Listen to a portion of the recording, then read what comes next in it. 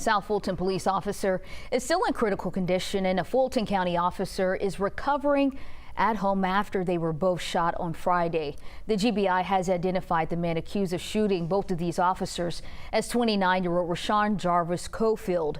Investigators say he started shooting at the officers right in the middle of Fulton Industrial Boulevard near I-20 just before noon. South Fulton Police Lieutenant Charles Cook was shot 3 times and collapsed, while the GBI says Fulton County police officer Zahir Mueed ran after that suspect, exchanging gunshots with that suspect. The suspect died and Officer Mueed was wounded.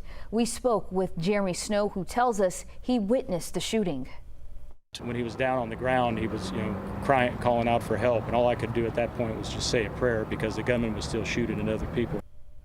This was not the first incident for the South Fulton Police Department, as earlier this week, Captain Elio Garcia died after a head-on crash while he was on duty. With 2 separate incidents happening in just 1 week, South Fulton Police Chief Keith Meadows has been leading his department through a very challenging time.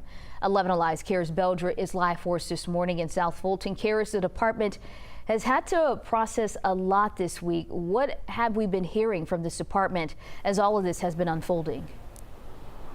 Well, one thing we heard from Chief Keith Meadows earlier this week is that his officers do not expect anything like this, any sort of tragedy to happen when they are going about their day-to-day duties while they are on their shift. You mentioned what happened earlier this week. Of course, South Fulton Police Lieutenant Charles Cook being ambushed. He was taken to the hospital and doctors were able to stabilize him. And then, of course, there is the tragedy of Captain Elio Garcia, who was simply driving during his night shift when a 31-year-old driver veered into his lane and hit him head on. 2 incidents, 1 week, obviously causing a lot of emotional stress for the department right now. Chief Meadows says his officers are doing what they can to support each other and taking in what really comes with having the jobs that they do. Here's, in fact, something that one of Captain Garcia's colleagues had to say about him earlier in the week. I've known Helio almost my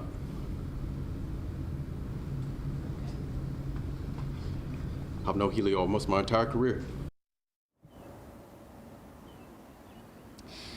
And you could just hear the emotion there, and there will be a memorial service on Monday for Captain Elio Garcia. We have more information about that on our website on 11alive.com.